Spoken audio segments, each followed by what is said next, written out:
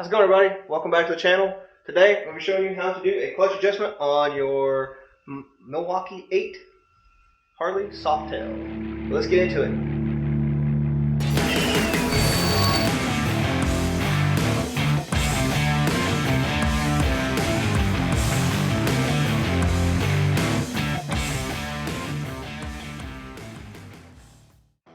Alright, so before we get into it, biggest reason you're going to need a clutch adjustment is you have too much play up in your actual clutch control lever. Sorry, the sun's in my eyes. Per the service manual, you should only have between 1/16 and 1/8 inch of play. Now, I've already done the clutch adjustment on Siren. I just didn't get to record it because I had some camera issues.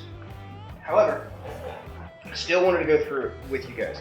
So there are two different points of adjustment on the Mike 8 Softail. Well, the first one is right here on your clutch cable itself. Now, the service manual does recommend that you have your bike at room temperature while you're doing this, so you can't do it right after a ride. I'm assuming that it has to do with the expansion of metal objects inside the engine when they're at running temperature, yada yada yada. Anyway, take off that little clip, set it aside, and you're going to pull up this little tube cut that's covering on the clutch cable itself. You're going to notice that it has a little red clip. Now, your adjustment comes in the form of, once you pull that clip out, if it's out of adjustment, then this will start springing wildly all over the place. But generally, what's going to happen is if you squeeze this down and you lock it back into place, that's going to give you some slack up here on your control lever. And then you let it out. You unclip this, it'll snap out. And then, as you can tell, it already started taking. You can see as I push that, when I pull that in, it starts working that down there. So, get your proper adjustment. That way you make sure that you have all your clearances. You just push that in and lock it back into place. Now, the issue that I was having on Siren whenever I was on the way back from the the Weirdos Assemble campout, is that I had too much slack so that this adjustment wasn't able to pull all of it out. So, next step, if that doesn't solve your issue, is you're going to move to your clutch inspection cover. So for the clutch inspection cover itself, well, at least that's what the service manual calls it. I've always been told it's a derby cover. Doesn't matter. You're going to need a T25 Torx bit to break these loose, along with the appropriate ratchet if need be. Some people just have the screwdriver types. That's fine. I generally leave my top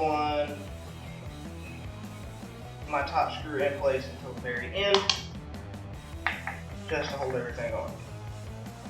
Now, I am not a certified master tech. I'm just following the service manual. And for those of you that can't find the service manual or don't want to pay $100 and some for the service manual, I got you. Go ahead and see what my oil level's at.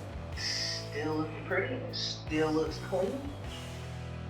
Change that out of sequence. Now, even though I just changed this O-ring not too long ago, so it's still pretty fresh, the factory service manual does recommend every time that you take off that derby cover or inspection cover, whatever you want to call it, that you change this O-ring. But I generally inspect it to make sure that there's no damage or wear, and good to go. So, if you look,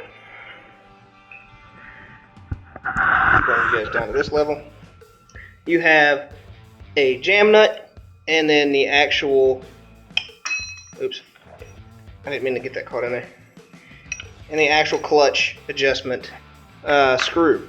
To adjust your clutch, all you're going to do is you're going to take a 11/16 inch socket, and you're going to break that jam nut loose. so that it is free spinning. And then if you will notice, as I turn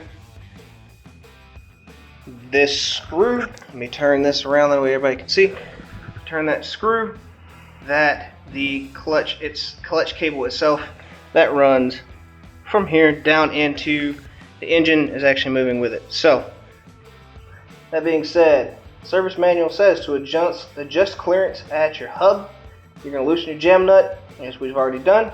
You're going to turn your adjustment screw inwards, which is this way, until lightly seated. So that's pretty much lightly seated. I can tell it's not exactly backing in and out all that much.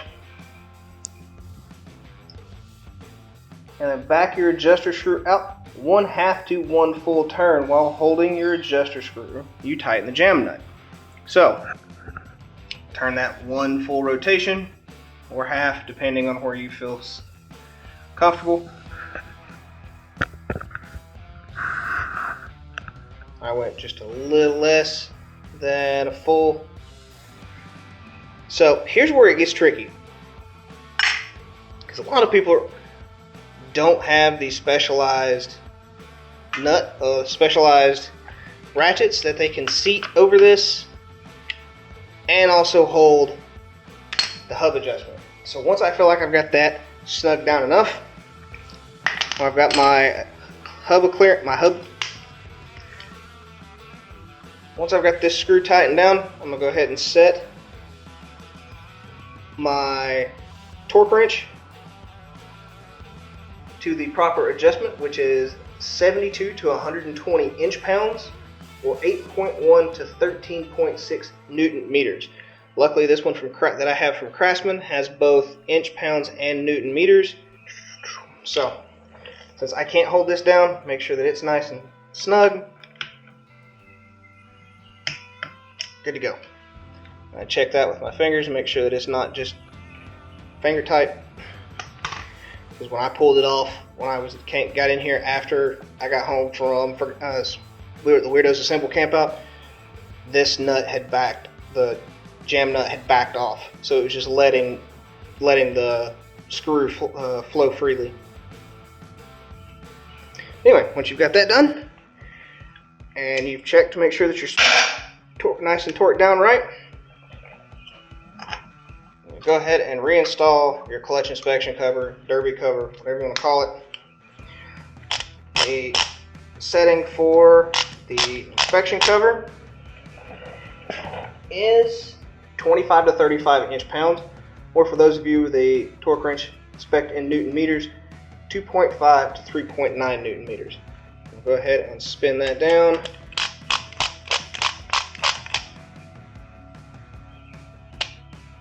And the lowest that this will go, well, mine will go, is 3.6. So I'm going to stick with 3.6 because I like having a little bit of leeway. So let's go ahead and get the derby cover properly oriented, mind you, reinstalled.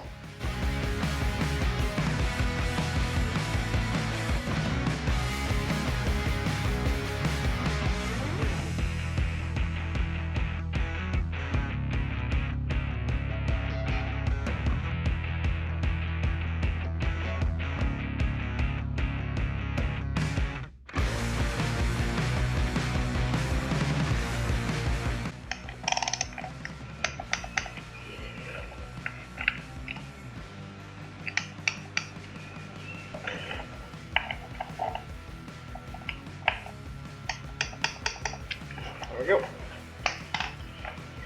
Go ahead and check. So that's all the slack I have in the clutch. Boom, boom, boom. There we go. Slide that down.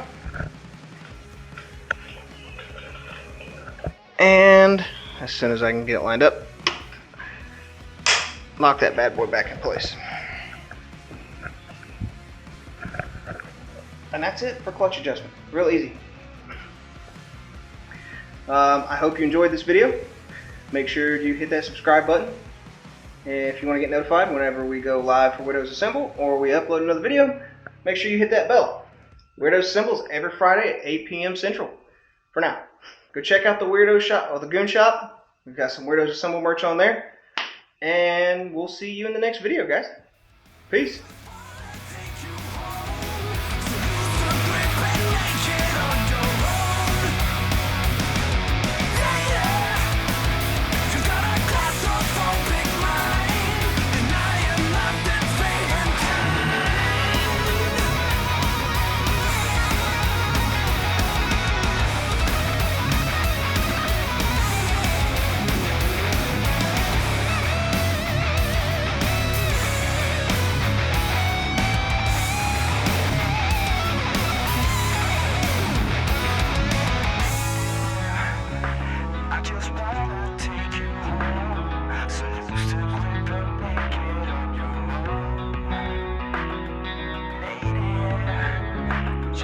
Claustrophobic mind.